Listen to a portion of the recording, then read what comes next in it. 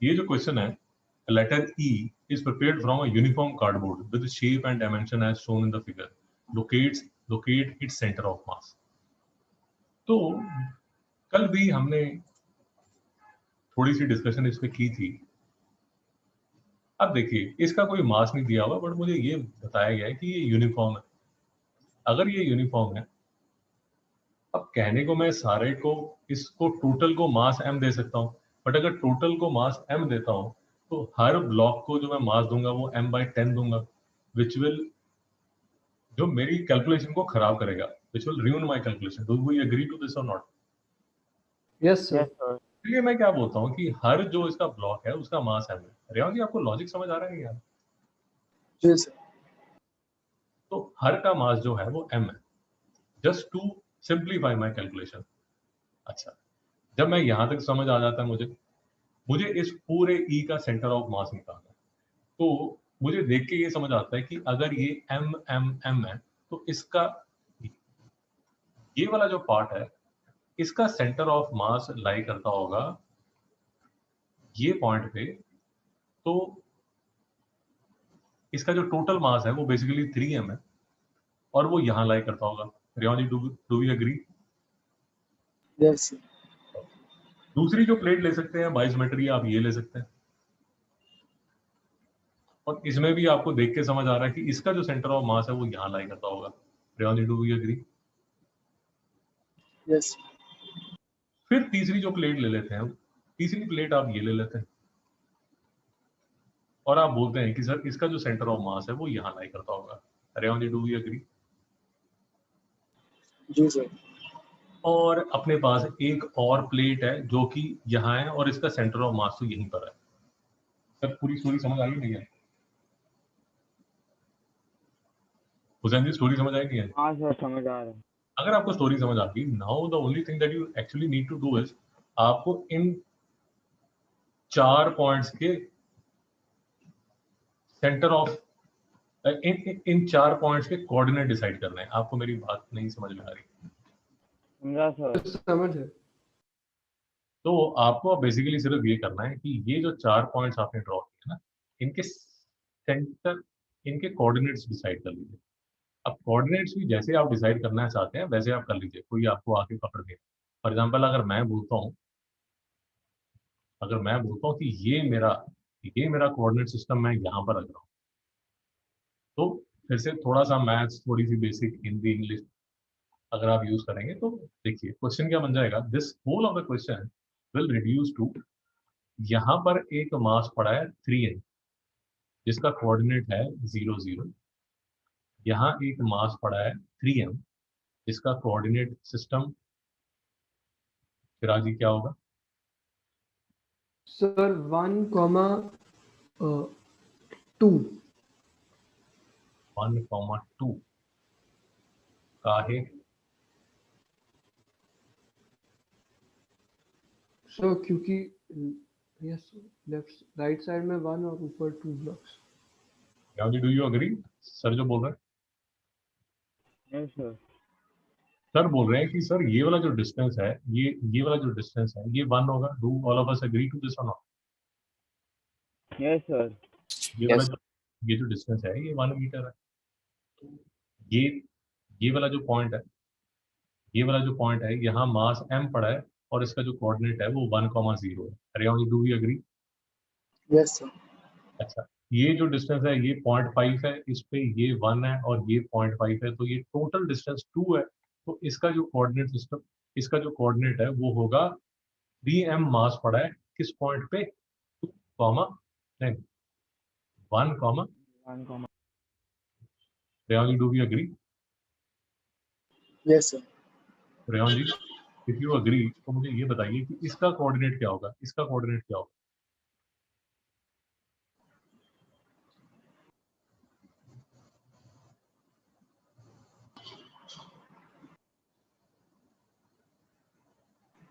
Three M मास पड़ा है 1 comma -2। नहीं समझ? तो समझ है।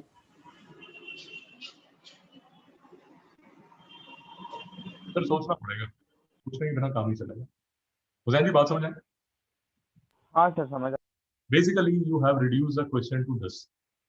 अब आपने जो क्वेश्चन है उसको सिंपली ये बना दिया कि आपके पास कितने मासेस हैं. एक मास ये है 3m पे जो कि 0 0 है. दूसरा मास यहाँ पर है किस पे 1 2 पे. मास कितना है 3m. फिर मास क्या है आपके पास 3m. कोऑर्डिनेट क्या है 1 -2. और तीसरा मास है यहाँ पर जिसका मास है m और उसका कोऑर्डिनेट है 1 0. यार नहीं समझ आया तो पूछो. समझा समझ सर। गया। बेसिक सिमेट्री से आप रिजल्ट निकाल रहे हैं. सिराज इसके बाद क्या यूज कर सकते हैं, क्या सिमेट्री यूज कर. सर वो फॉर्मूला यूज कर सकते हैं. इतनी जल्दी क्या फॉर्मूला यूज करना है, थोड़ा सा और सिमेट्री कर लो. सर जो 1,2 और 1,-2 के मासेस ये माइनस हो जाएंगे.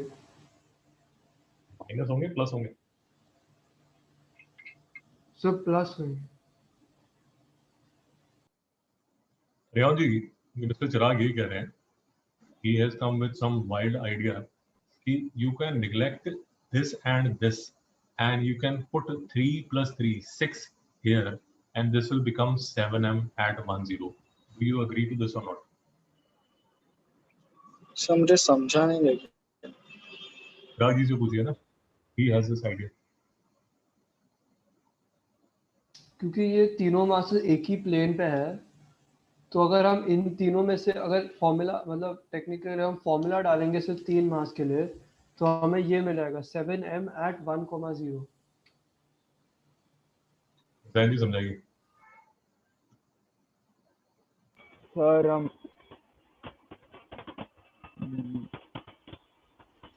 लोग को टोटल मासेस ऐड करने हैं. और मुझे पॉइंट मत समझाइए, रेयान को समझाइए. क्योंकि ये दोनों मासेस का इक्वल है, तो फिर इनका जो centre of mass will be at the mid point. और अगर हम देखेंगे तो ये दोनों का mid point is at m 1, 0. तो ये दोनों मासेस का जो सेंटर पॉइंट पे जो ये सेंटर ऑफ मास होएगा is same as the m वाला मास 1, 0. रेयान जी नहीं समझ में आ रहा. Sir, I had a doubt. Sir, this is only possible when the masses fall in the same plane. Yes sir, absolutely. Good question. बहुत बढ़िया, बहुत बढ़िया. थ्री डायमेंशन का तभी हमने सिर्फ एक एग्जांपल डिस्कस किया था, आपके कोर्स में नहीं है. सिर्फ ऐसे ही just for the heck of it मैंने उठा लिया था. But you are absolutely right.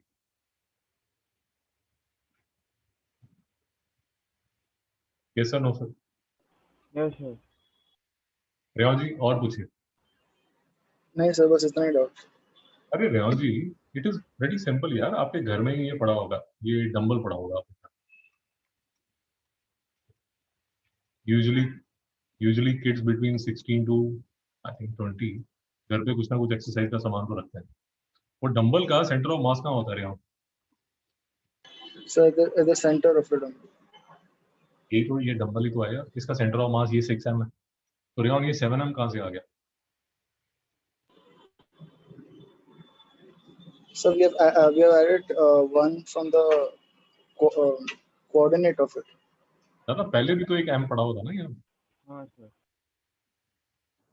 तो इन दोनों को आपने ओके ऐसे देखिए, इन दोनों को आपने छोड़ दिया तो आपके पास एक मास आया 6m.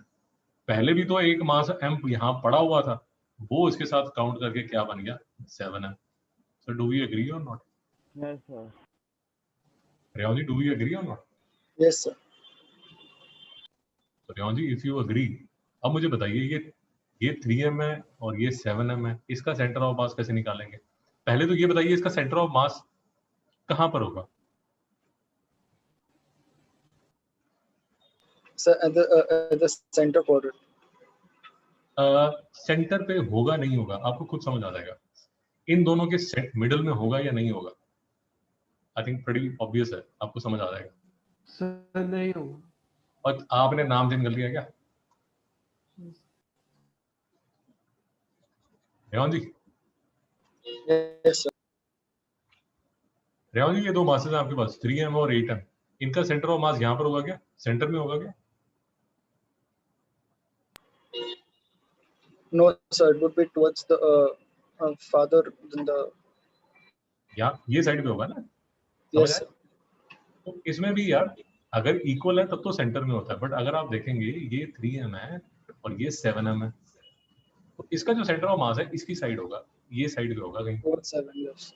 उसको निकालने के लिए at least one thing is clear कि उसका जो एक्स कोऑर्डिनेट है वो तो जीरो होगा, नहीं आई एम सॉरी, जो वाई कोऑर्डिनेट है वो तो जीरो होगा। We agree to this? Yes, sir.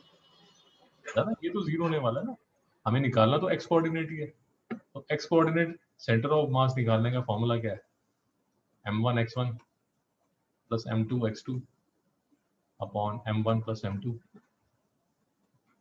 तो m1 इंटू x1 करोगे, x1 तो एनीवेज वैसी, सॉरी ये वैसे जीरो बैठा हुआ है तो ये तो नेग्लेक्ट हो जाएगा।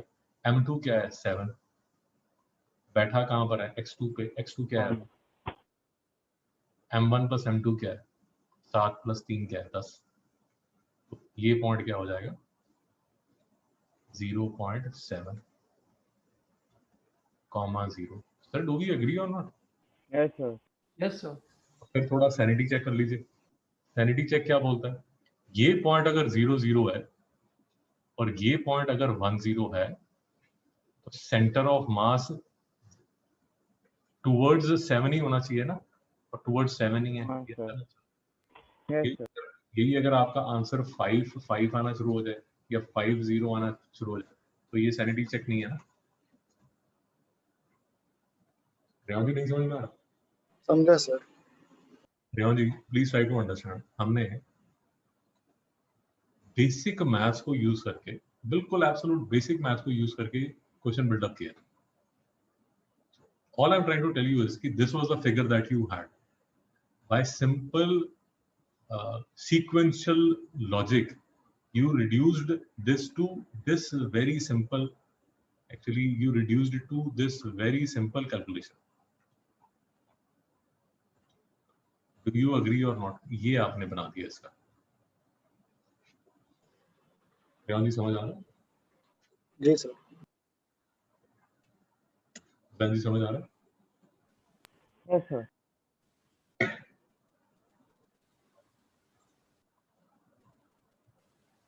तो देखिए मैं आपको बोल रहा था कि आपके प्लेन में ही दिए हुए हैं, बट अगर आप देखेंगे ना यहाँ पर फॉर्मूले आपके z एक्सिस का भी है सेंटर ऑफ मास, बट अगर आप देखेंगे मुझे ये थोड़ा देखने में डरावना लगता है यार, बट इसका मतलब सिर्फ ये होता है, ये आपने पहली बार इसको उसमें देखा होगा, स्टैट्स में देखा होगा। इसका मतलब क्या होता है, इसका मतलब होता है m1 x1 plus m2 x2 plus m3 x3 plus जितने भी पार्टिकल हैं आपके पास होल अपॉन m, मतलब total mass m1 plus m2 plus m3 plus. Revan ji समझ में आया नहीं है? जी sir, समझ रहा हूँ. तो सिग्मा, सिग्मा का मतलब होता है समेशन। पहली बार समेशन जो है वो 9th क्लास में आता है स्टैट्स में, होता है जी हाँ या ना? हाँ, sir. ये सिग्मा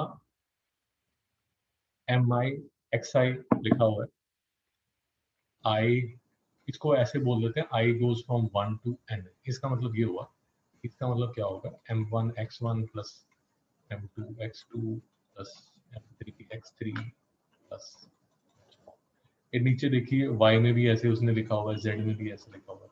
सर बात समझ आ रही नहीं आ रही? हाँ sir. समझ आ रहा तो आपकी टेक्स्ट बुक में बड़ा उसको अच्छी तरह उसने लिखा हुआ है, क्या लिखा हुआ है कि सर दो तरह के मासेस आपके पास हो सकते हैं। एक तो सिस्टम ऑफ एन पार्टिकल्स हो सकता है। सिस्टम ऑफ एन पार्टिकल्स का मतलब ये होगा कि एक पार्टिकल यहाँ, दूसरा यहाँ, तीसरा यहाँ, चौथा यहाँ, डिस्क्रीट पार्टिकल्स हैं, अलग अलग पार्टिकल्स हैं। उस केस में तो आप ये वाला फॉर्मूला लगाएंगे m1 x1 plus m2 x2 plus m3 x3 plus m4 x4। दूसरा आपके पास कॉन्टिन्यूस मास डिस्ट्रीब्यूशन हो सकती है। कॉन्टिन्यूस मास डिस्ट्रीब्यूशन कैसे होती है, जैसे ये कॉन्टिन्यूस मास डिस्ट्रीब्यूशन है। रेवान जी नहीं समझ में आ रहा? समझा sir. ये देखिए ये थिन सेमी सर्कुलर डिस्क जो है, ये कॉन्टिन्यूस है, ये सेमी सर्कुलर रिंग जो है ये कॉन्टिन्यूस है, ये सॉलिड हेमिस्फीयर जो है वो कॉन्टिन्यूस है। उसमें अगर आपने सेंटर ऑफ मास लगाना है तो इंटीग्रेशन यूज होती है। इंटीग्रेशन यूज करने की जरूरत नहीं है, आपको कोई नहीं कह रहा। तो उस केस में महाराष्ट्र बोर्ड ने ऑलरेडी आपको और 11th-12th के लेवल में ऑलरेडी आपको ये सामने दिया हुआ है, उसके फॉर्मूलाज दिए हुए हैं। बट मैं आपको सिर्फ ये कहने की कोशिश कर रहा हूँ कि जो ये इनको समझ आ जाएगा, मिस्टर चिराग और मिस्टर रेवान को समझ आ जाएगा कि ये जो यहाँ पर डिराइव किया है, ये जो centre of mass semi circular ring का जो डिराइव हुआ है, वो डिराइव कैसे हुआ है? फॉर्मूले को यूज करके हुआ है। कौन से फॉर्मूले को यूज करके हुआ है? ये इंटीग्रेशन के फॉर्मूले को यूज करके हुआ है। चिराग, मिस्टर अब्बास, बात Yes, समझ? sir. समझ रहे हैं। हाँ सर। आपको चिंता करने की जरूरत नहीं है, उन्होंने आपको ऑलरेडी फॉर्मूले दिए हुए हैं।